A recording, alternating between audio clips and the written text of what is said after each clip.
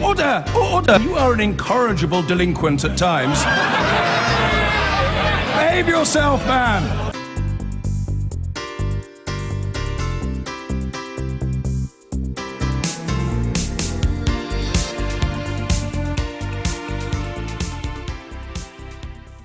I am not going to lie to you today. Well, the way that we, well, not that I ever do, but the way that we normally spend our time together of a morning generally involves me having a position that I've thought about and formulated, quite often probably arriving at the wrong conclusion. But I set out my stall and then you ring in to either cheer it or boo it. And it's usually quite fun. Sometimes the cheering is a bit quiet, sometimes it's a bit loud, sometimes the booing drowns out everything else. But either way, we generally have fun. If not fun, then there's a degree of engagement. I can't do that today. I cannot put a position in place about the two biggest stories in town and then invite you to either take pot shots or hurl bouquets at me, because I haven't got a Scooby-Doo what's going on.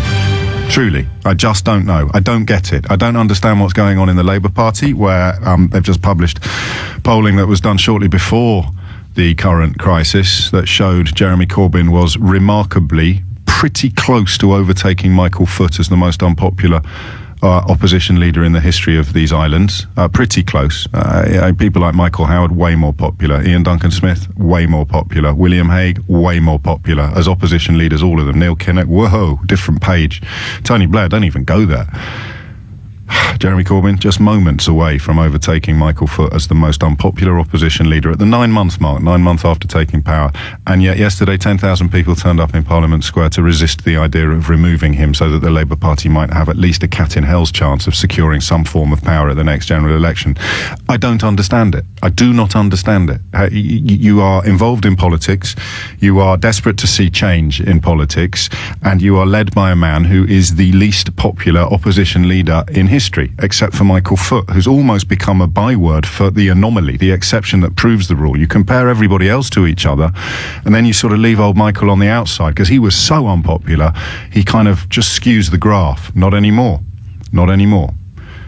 He wrote the graph that Jeremy Corbyn is at the bottom of. I don't get it. I don't want to fall out with you if you are a fully paid up Corbynista. I don't want to insult you by suggesting that it's the politics of the student union, even though that's what it looks like. But I don't get it, and no one can explain it. So that's the Labour Party. Now let's look at Britain and this European referendum. Now, I'm going to say three things to you straight away that are utterly, utterly pointless. Because even though I say them and repeat them again and again and again, the national narrative at the moment is absolutely determined to pretend that these things are not being said. The first thing is, it is almost certainly wrong to call for a referendum again, because the democratic result has been delivered. However, it is almost certainly right to say that a hell of a lot of people who cast their votes last Thursday now feel that they did so under false pretenses, okay? I'm not calling for a second referendum. Cue the flurry of communications to the studio stating that all these people are sore losers and they can't handle democracy and you can't have a second referendum. I'm not. Secondly, if you voted to leave last Thursday, as friends and family members of mine did, you are not a racist. A simple decision to vote to leave the European Union does not mean you are xenophobic or bigoted or racist or even necessarily wrong. There, I've said it for the gazillionth time this week, but it will not stop the tirade of comments on newspaper websites and the tirade of communications into this studio from people claiming that everybody on the Remain side thinks all the Leavers are racist. No, they don't. And the third thing I'm going to say is that we, this morning, find ourselves contemplating a scenario with regard to racism that is, it's so strange that I almost struggle to believe what I am seeing. I'm referring particularly to the Sun newspaper today, in which a double-page spread is dedicated to the amount of public incidents of apparent racial hatred that have been reported since this result came in. And it has prompted the Sun to publish a leader in which it says, "The Sun today calls on Brits of all creeds, colours and race, Leavers and Remainers, to come together for the good of the country."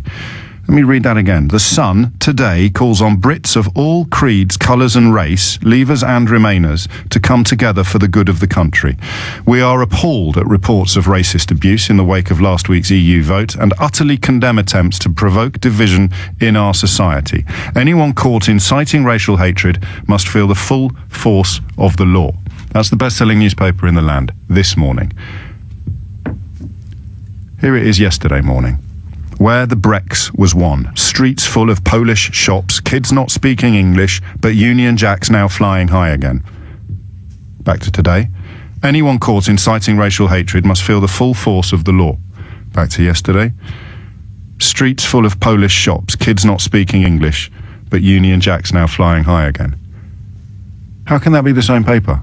How can the same human beings, possessed of the same DNA that they had yesterday, be writing that today? Can you explain it to me?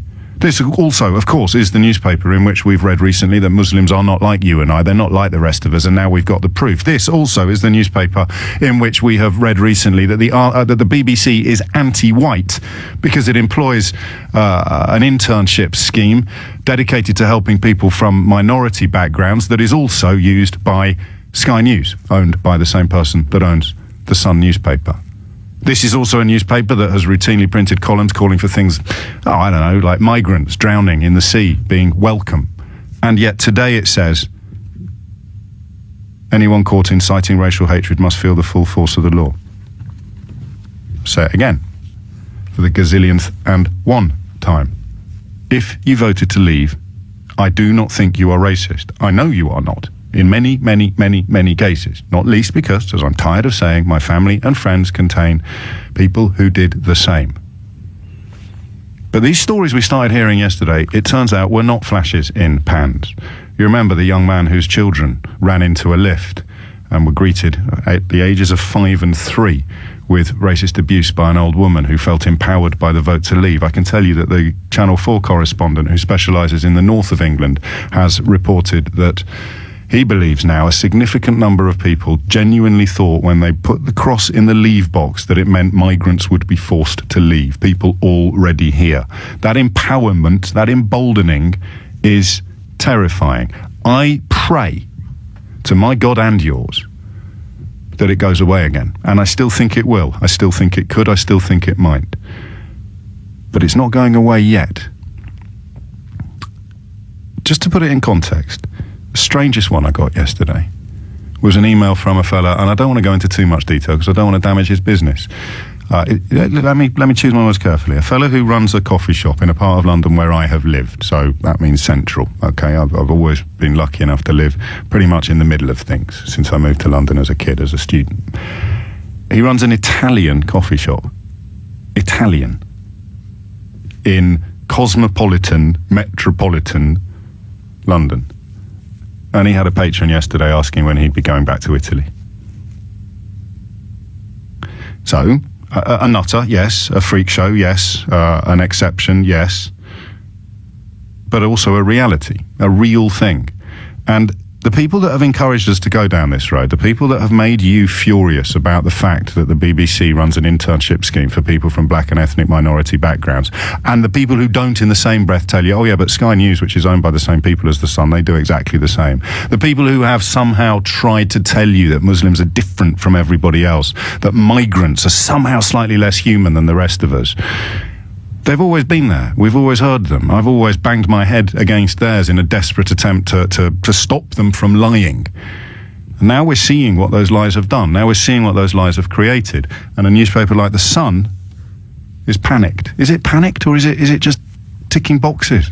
So we better be able to show, if it really does hit the fan, we'd better be able to show that we at least paid lip service to the idea of tolerance and discouraging incitement to racial hatred. Should we not just run a quick spread that just sort of at least gives the idea that we're opposed to this sort of thing? Or do they just not see their role in it? That's my question for you. Normally when we have sort of in conversations about the media, it leaves you very, very cold, and you hang me out to dry switchboard-wise. Most obviously, oddly enough, with the phone hacking story, which people just didn't care about until the Millie Dowler element emerges. But this is about you and me. This isn't about internal media squabbles and machinations. This is about the people who have successfully created a country in which we now look askance at each other in a way that I can never remember doing before. It does not, for the gazillionth and second time, mean that if you voted to leave the European Union, you are responsible for it, or you were indeed desirous of it. It doesn't mean that you wanted it. But it's what we've got. It's what we've all got. And I don't know how you make it go away. Do you? 0345 6060 973, because ever since I started obsessing a little bit about where this road was going to lead us, and I have obsessed about it over the years, you know that, you've been with me. Ever since I started obsessing about it, I've always thought of that line in King Lear that I've quoted to you a few times, where the old king is effectively being stitched up by his two evil daughters, and he wants to retain a retinue of soldiers. And he's saying, I need to have some soldiers. And they're trying to just whittle down the number of soldiers that he's got, because, of course, if he's got soldiers, they've got problems. And it ends with one of them, I never remember which, Goneril or Regan. They start off saying, well, he wants 1,000. They say, you don't need 1,000, Dad. I'm obviously not quoting Shakespeare directly at this point. You don't need 1,000, Dad. You don't need 500. You don't need 200, Dad. You don't need 100, Dad. You don't need 20. You don't need a dozen. And she says at the end, what needs one? Because as soon as you allow this othering to unfold, and we all have, as soon as you allow your neighbour to be portrayed as unwelcome and inferior on the grounds of where they come from, you can talk until you're blue in the face. You really can talk about, I'm not anti-immigration, I'm anti-uncontrolled immigration. But there's the distinction, you see. What needs one? Once you've said we don't want those ones, those ones, those ones, and those ones. Once this newspaper says Polish shops are the problem, Polish shops are the problem, go into one, please.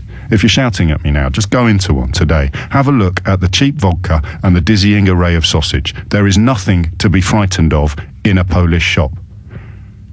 Polish shops, yesterday, being cited as reasons to celebrate leaving. And the same newspaper today calling on us all not to indulge in racial hatred. So all those people who voted to leave, according to The Sun, because of Polish shops, what were they being told to do with regard to Polish people? Those bloody Polish shops, aren't they awful? Way, don't leave. That was yesterday. Today, we better stop abusing people in the street. We better stop inflicting racial hatred on school children. We better stop graffitiing a Polish centre in West London built in part to commemorate the contribution of Polish Spitfire pilots to our victory in the Second World War. If you were telling people yesterday that Polish shops were the problem this vote had solved, how can you today be telling them to stop attacking Polish people? That's what I need you today to explain to me.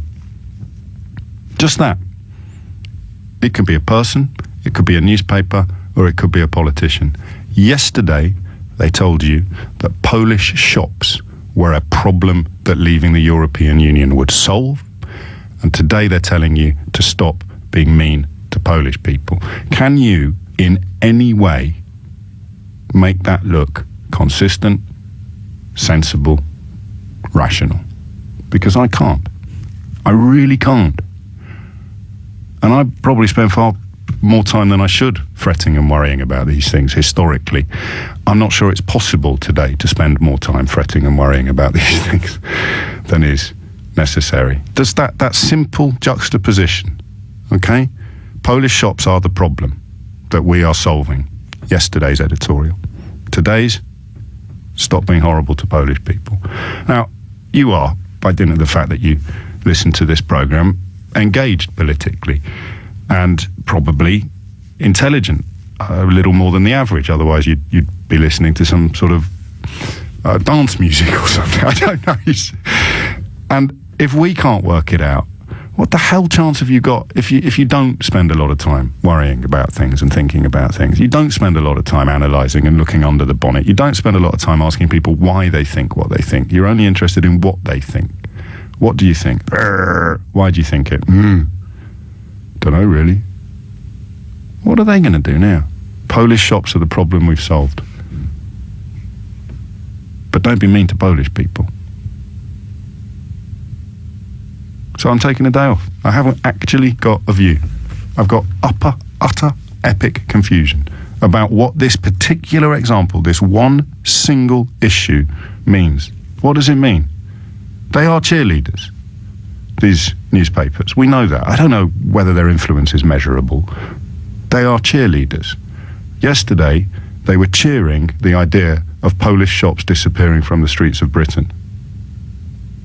Yeah?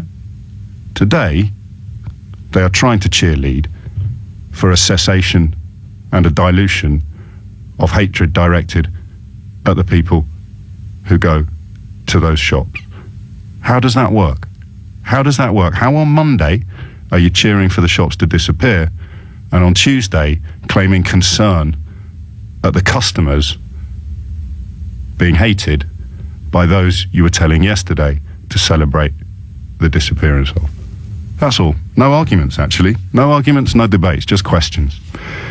Good grief. I'm so sorry. It's 90 minutes after 10. I've been joined by Simon Woolley from Operation Black Vote, which, of course, was the organisation responsible for that very controversial seesaw featuring a textbook, central casting skinhead, clearly intended to appear racist, and an elderly Indian lady at the other end of the seesaw. And, Simon, it was designed to predict what many fear might actually now be happening. That's that right. Poster. Yes, I mean, we were worried at the time that there was a climate of xenophobia and hatred by a small minority, I must say. But we were worried that the rhetoric from politicians, actually from both sides, but particularly from the Leave side, was generating a climate in which a minority would then turn around and point the finger abusively of those that didn't look or sound like them.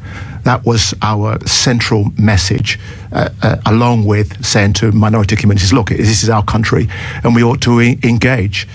I guess the sadness for me is that the noise out there in the debate in general, but particularly towards our poster, meant that we couldn't have the conversation that said the toxicity is causing our society harm.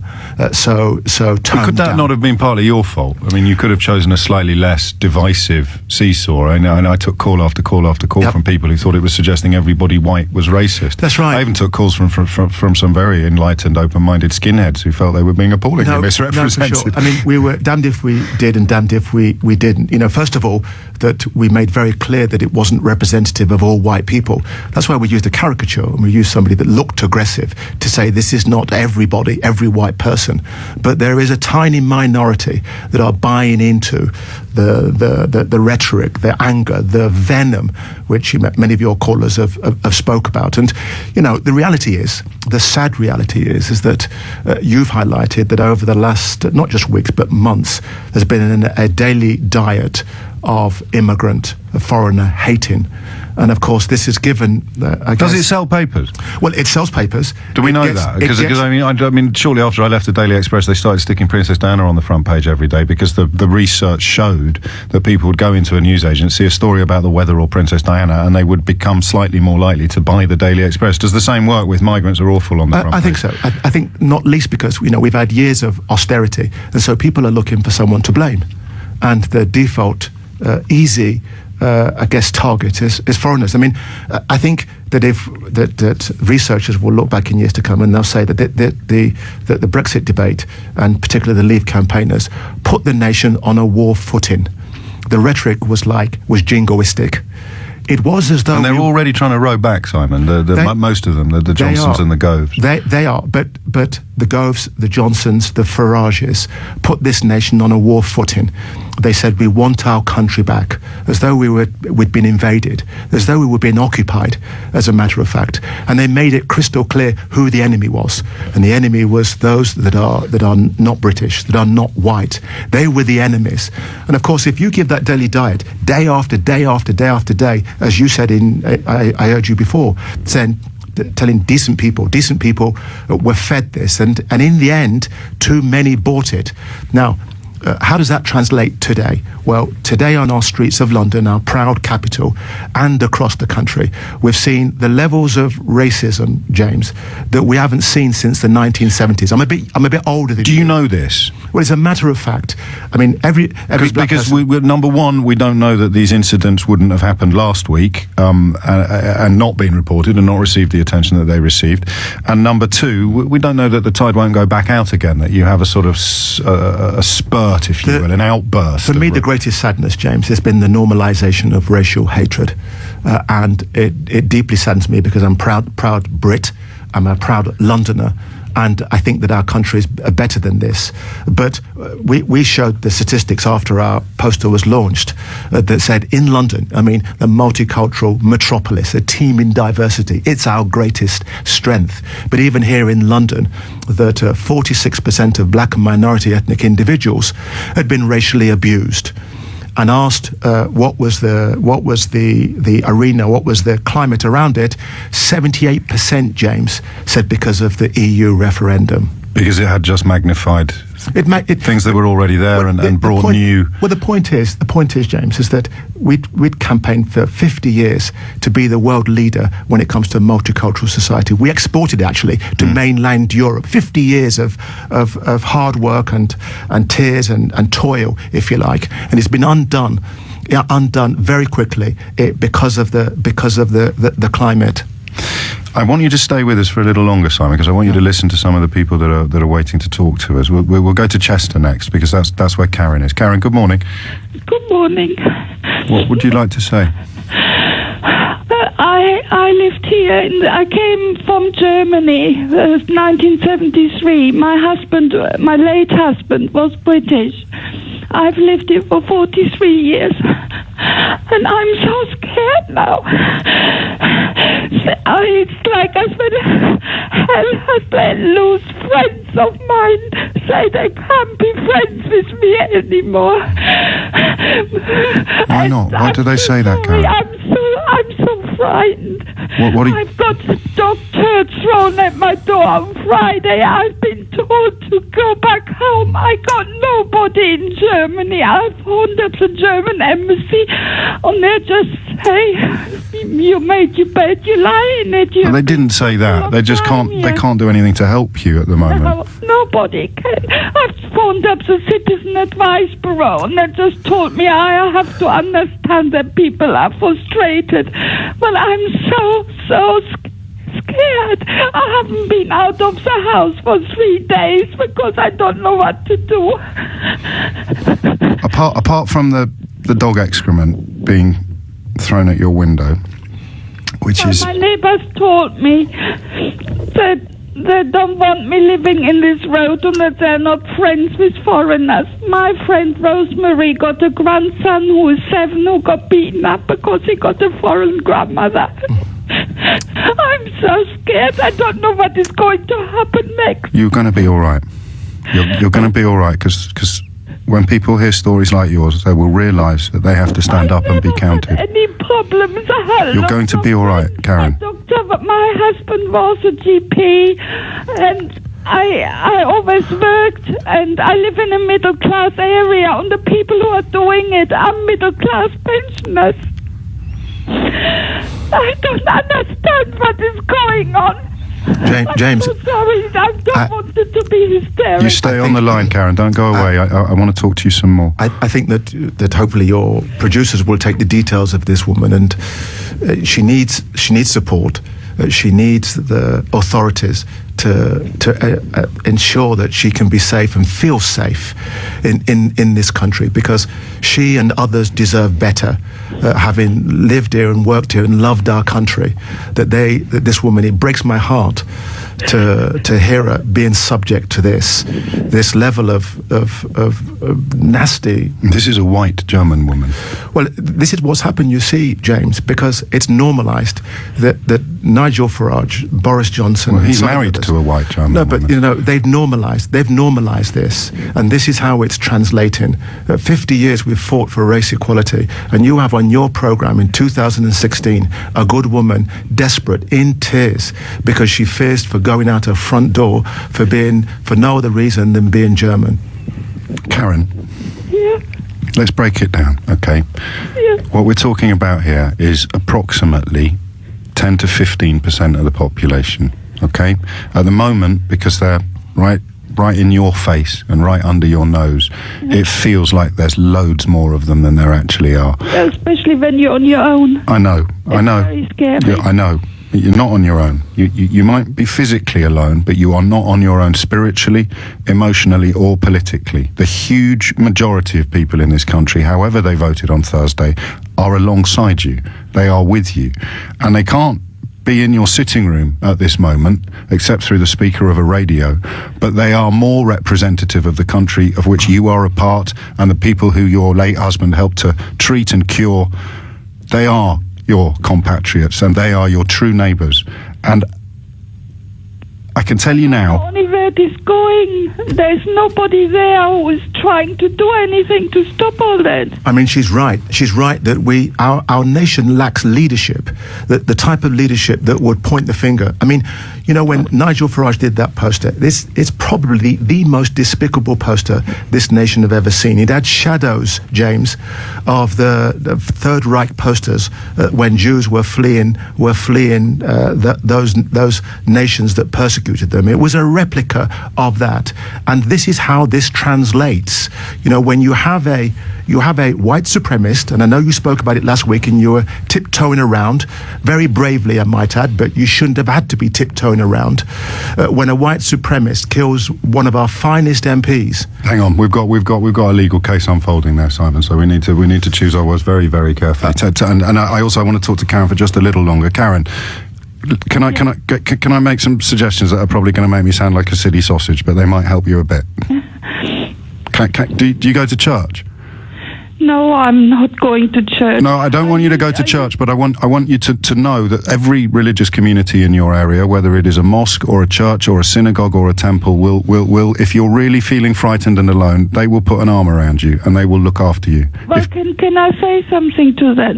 I had a friend who was very strict Catholic, and she said to me that she wants all the bloody foreigners immigrants out of this country. She said that the UK is involved with the EU. I understand that she's in her late 70s, but that is a woman who goes every week to church and is very religious. And she said that to me, and I've known her for 20 years. I have gone on lots of coach trips with her, and we used to talk about everything, and all of a sudden she says things like that. So I phoned her up, and I've said, I am one of these bloody immigrants who you hate. And I haven't talked to her since, so I don't trust anybody. You understand? Yes, I do. I do understand. It is so two-faced, I think, if you go to church and say you are a strict Catholic, and then you Hey, so come on. hateful. The hypocrisy of people who claim to be religious is epic and timeless, but I wasn't suggesting that you suddenly discover a faith. I was just pointing out that within every community, the people who normally are at least trying to reach out and provide a little bit of comfort and a little bit of succour to the lonely, and in this case, Karen, to the frightened. Just off the top of my head, you went to the Citizens Advice Bureau. I know that where I live and in other parts of town, you will find just company, because it seems that's what you need at the moment. And I wish there was something I could do to show you, hang on, Simon, to show you that the massive majority of people in this country will now be feeling their heart bleed for you. And if they could, they would help you themselves. Do you know that deep down, or have you lost sight of that at the moment as well? I'm the permanent optimist. I have lived here such a long time, and I used to have a name, and when I open my mouth, people said, oh, I love your accent. And now they say, when I open my mouth, don't call me by my name anymore, they call me a effing foreigner. And Karen. I know things used to be different, so I'm hoping it could turn round again, but I don't know. There is so much hate out there all of a sudden. Well, we'll fight it. And we'll fight it with words, we'll fight it with actions, and we'll fight it with friendship. But can I say one thing to you before I have to go? Yeah. I love your accent, Karen. Thank you very much. I'm so grateful that you let me talk to me. I'm just feeling like I can't talk to anybody in the moment. Well, we're here. Thank you very much. Thank you, Karen. Bye. It's 10:48.